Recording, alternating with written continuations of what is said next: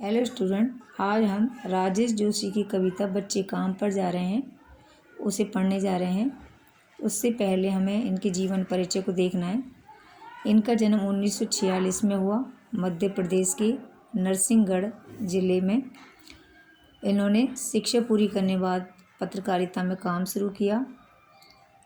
उसके बाद इन्होंने कुछ सालों तक अध्यापन कार्य किया। इसके बाद कविताओं के अलावा उन्होंने कहानियाँ और नाटक लेख आदि लिखे और कुछ नाटकों का रूपांतरण भी किया। पटकथा फिल्मों के लिए पटकथा लेखन का कार्य भी किया। मायको बख्शी की कविता का अनुवाद किया और उसका नाम रखा पतलून पहना बादल। इसके अलावा इनकी कुछ और काव्य रचनाएं हैं जो हैं एक दिन बोलेंगे पेड़, मिट्टी का चेहरा, नेपथ्य में हंसी मतलब पर्दे के पीछे, दो पंक्तियों के बीच आदि। इन्हें कई पुरस्कार मिले जैसे माखनलाल चतुर्वेदी पुरस्कार, मध्य प्रदेश का शासन शिखर सम्मान और साहित्य अकादमी पुरस्कार।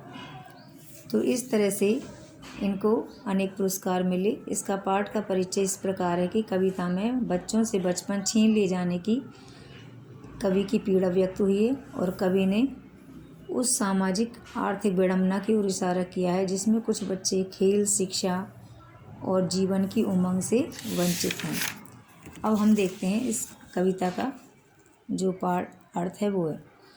कोहरे से ढकी सड़क पर बच्चे काम पर जा रहे हैं। तो कवि कह रहा है कि सर्दी का मौसम है और कोहरा धुंध छाई हुई है और सड़क धुंध से ढकी हुई है।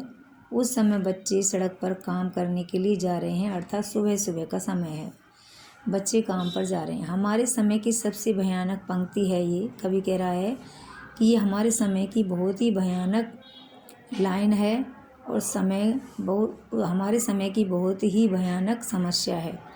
भयानक है, इसे विवरण की तरह लिखा जाना चाहिए, इसे सवाल की तरह, इसे केवल विवरण की तरह ही पढ़े जाने के रूप में नहीं लिखा जाना चाहिए बल्कि इसको सवाल की तरह लिखना चाहिए।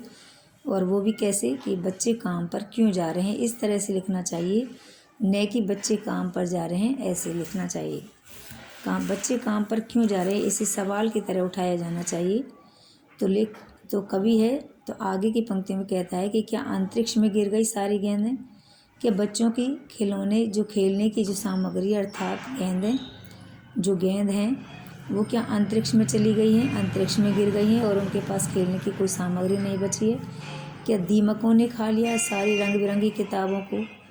इसके अलावा दूसरी संभावना बताता है क्या उनकी रंग बिरंगी किताबें जो हैं पढ़ने की, क्या उनको दीमक चट कर गई है, खा लिया है और पढ़ने के लिए कुछ नहीं बचा है।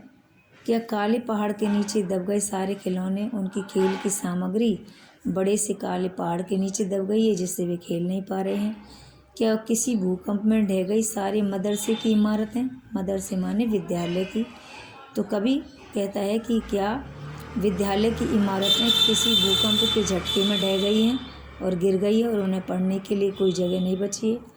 क्या सारे मैदान, सारे बगीचे और घरों के आंगन ख़त्म हो गए हैं अचानक एकाएक। क्या इस तरह से कवि कह रहा है कि खेलने के मैदान, सारी सामग्री, सारे बाग बगीचे, घरों के आंगन भी अचानक ही समाप्त हो गए हैं और उन्हें काम पर जाना पड़ रहा है। तो फिर बचा ही क्या इस दुनिया में जब सब कुछ ही समाप्त हो गया है। कितना भयानक होता अगर ऐसा होता। तो कवि कह रहा है कि अगर ये सारी चीज़ें नष्ट हो जाती तो कितनी भयानक बात होती। लेकिन भयानक है, लेकिन इससे भी ज़्यादा ये है कि सारी चीज़ें हस्व मामूल हैं। हस्व मामूल का मतलब होता है यथावत। लेकिन भयानक बात ये है कि सारी चीज़ें अपनी जगह हैं और कुछ भी नष्ट नहीं हुआ है, पर दुनिया की हज़ारों सड़कों से गुजरते हुए बच्चे, बहुत छोटे छोटे बच्चे काम पर जा रहे हैं।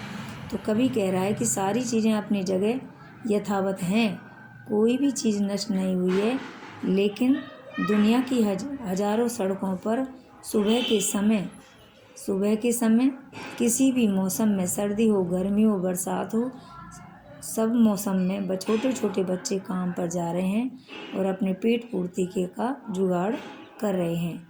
तो इस तरह से यहाँ पर जो है बाल शोषण की जो है वो समस्या यहाँ पर उठाई गई है तो कवि ने सामाजिक विडंबना को यहाँ पर प्रस्तुत किया है। Thank you.